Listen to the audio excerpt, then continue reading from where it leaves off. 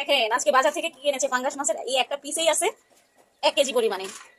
এই পুরো মাছটাকে আজকে কাটবো রাখবো, আপনারা সবাই দেখেন, দেখতে থাকেন।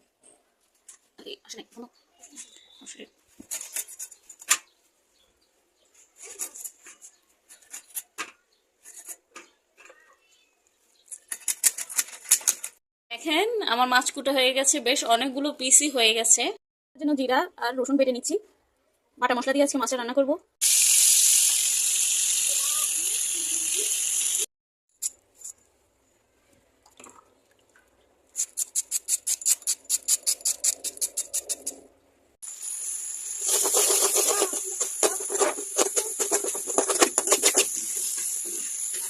কষিয়ে নিয়েছি, এখানে মাছ ছেড়ে দিব একটা একটা করে।